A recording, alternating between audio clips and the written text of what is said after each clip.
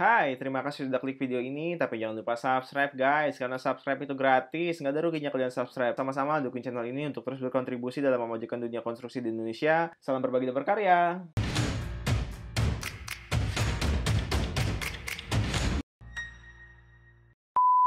Hai, selamat datang kembali di channel Calon PM dengan saya Thomas. Gimana kabar teman-teman semua di luar sana? Semoga baik-baik aja, semoga sehat-sehat selalu ya. Nah, di channel ini kita biasa membahas berbagai hal yang berkaitan dengan dunia konstruksi, khususnya teknik sipil dan arsitek. Jadi buat teman-teman yang tertarik, nggak usah ragu, langsung aja subscribe. Nah, admin juga ada Instagram nih, di calon_PM. Nah, di sana admin biasa sharing-sharing ya metode-metode singkat atau yang berkaitan dengan konstruksi ya. Ataupun kalau ada teman-teman yang ingin sharing-sharing ataupun curhat-curhat atau bertanya ya tentang konstruksi juga boleh, silahkan DM aja. Jadi kalau admin ada waktu pasti admin balas. Oke, di video kali ini kita akan membahas mengenai 5 elemen kunci keberhasilan dalam sebuah konstruksi. Nah, konstruksinya apa aja? Bisa konstruksi gedung, konstruksi jalan, jembatan, dan sebagainya. Nah, 5 elemen penting ini apa aja? Langsung aja kita simak videonya. Oke, yang pertama adalah metode. Metode apa yang paling tepat? Karena metode itu banyak sekali. Kita ambil contoh misalkan dalam pembangunan sebuah HRS building atau gedung bertingkat banyak. Pada saat pengerjaan, katakan kita punya basement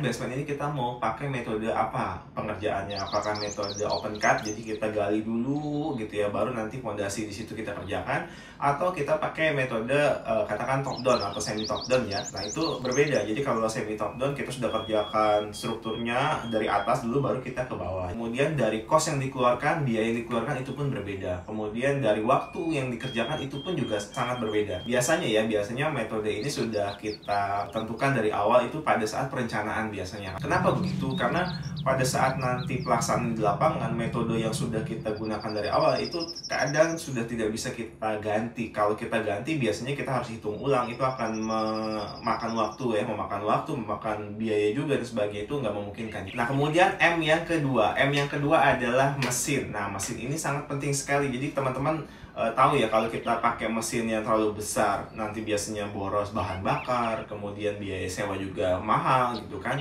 Kalau sewa alat yang katakan kecil, ya mungkin dari segi sewanya murah. Kemudian bahan bakarnya mungkin nggak terlalu banyak gitu ya, bisa hemat. Tapi kita harus perhitungkan secara produktivitas. Apakah mesin ini bisa mampu mengejar schedule yang sudah teman-teman targetkan atau enggak. Atau misalkan kita ambil contoh aja pekerjaan tiang pancang.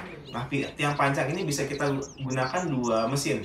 Mesin yang pertama itu secara hammer ya, jackhammer, dipukul gitu ya. Kemudian yang kedua adalah dengan hidrolik atau ditekan. Nah, dua alat ini, dua mesin ini mempunyai perbedaan yang sangat signifikan. Nah, ini teman-teman harus tentukan dari awal. Misalkan teman-teman proyeknya berada di lokasi yang padat penduduk atau kiri kanannya sudah banyak bangunan-bangunan atau rumah ya. Jadi kalau teman-teman menggunakan tiang pancang yang sistem hammer, itu biasanya menimbulkan getaran yang cukup besar, kemudian berisik juga dan sebagainya. Nah, kalau teman-teman pakai hidrolik, tidak terlalu menimbulkan banyak suara dan getarannya juga tidak terlalu besar. Tapi saya nggak bahas secara detail kelebihan dan kekurangan masing-masing alat ini. Jadi saya sebagai gambaran besar aja, contoh seperti itu. Nah, kemudian penentuan jumlah tower crane pada proyek konstruksi gedung ya. Jadi kalau teman-teman tahu tower crane itu yang tinggi, tower itu ya, yang muter-muter itu adalah tower crane. Nah, itu juga kita harus tentukan jumlahnya. Jadi jumlahnya kita nggak asal, ini gedung gue sekian lantai, udahlah gue kasih 1 atau 2. Oh, enggak seperti itu. Jadi kita untuk menentukan pemakaian tower crane itu ada berapa jumlahnya, kita hitung. Oke, kemudian kita lanjutkan yang ketiga, 3M ya. M yang ketiga adalah material. Nah, material ini sangat mempengaruhi sekali untuk keberhasilan proyek teman-teman. Kenapa begitu? Karena banyak sekali jenis material ya, banyak sekali jenis material di sana. Misalkan katakan contohnya dinding aja, banyak material dinding, teman-teman bisa pakai hebel ya, teman-teman juga bisa pakai bata ya, batu bata ya. Ini sangat berbeda sekali. Contoh, hebel itu besar ya kan, besar, kemudian dia ringan. Nah, harganya bagaimana ya, mungkin katakan dari segi harga dia agak sedikit mahal. Nah, tapi keunggulannya si hebel ini karena dia besar, sekali masang kan besar ya, ceplok gitu ya, gede gitu. Kemudian luasannya juga cukup besar, jadi katakan pemasangannya dia lebih cepat ya, hebel ini ya. Kemudian kalau si bata ini kan kecil, kemudian dia berat. Kalau kita pakai bata ya teman-teman, mungkin dalam satu hari Kalau Hebel bisa 2 meter persegi, katakan seperti itu. Tapi kalau si Bata itu mungkin hanya 1 meter persegi. Kenapa? Karena lebih kecil. Jadi masangnya kecil-kecil gitu ya, lama. Seperti itu. Nah, ini sangat signifikan sekali dalam pelaksanaan proyek nantinya. Kenapa? Ya otomatis kalau kita pakai si batu bata otomatis lebih lama seperti itu.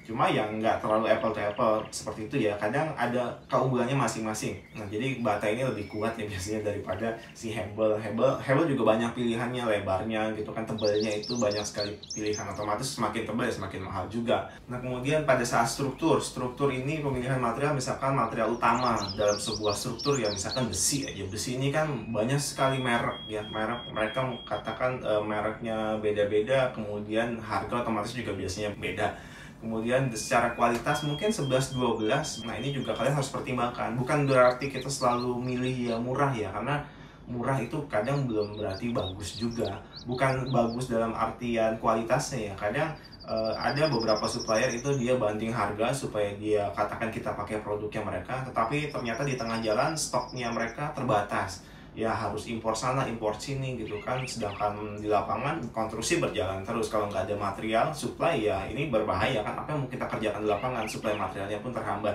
Nah itu, jadi pemilihan material ini tidak melulu tentang uang sebenarnya ya. Apakah ketersediaan stok yang oke atau enggak, atau jangan-jangan nanti di awal aja dia bisa supply lancar, ternyata di tengah jalan enggak. Ini kan banyak sekali pertimbangannya. Oke, kemudian kita lanjutkan yang keempat. M yang keempat adalah manpower atau tenaga kerja. Nah, ini penting sekali ya.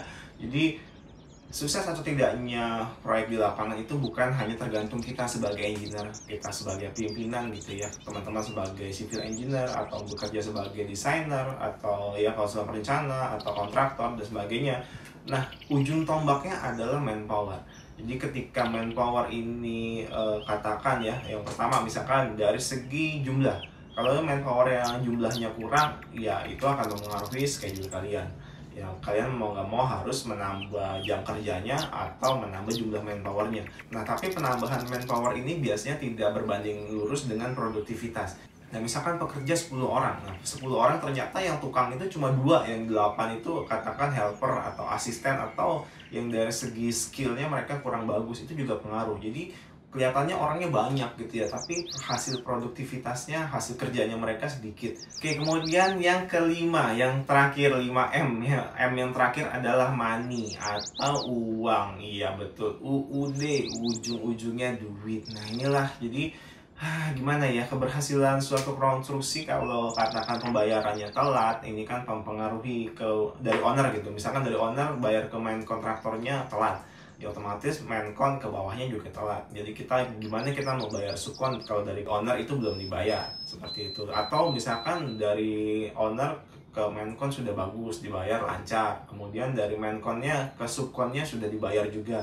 Nah, ternyata kadang dari subkontraktor ini ke mandor-mandornya telat, atau udah dibayar ke mandor sama mandor dibawa kabur uangnya gitu. Itu ada juga yang kayak gitu. Jadi uang itu ya namanya progres harus lancar, ya harus supply dananya juga lancar.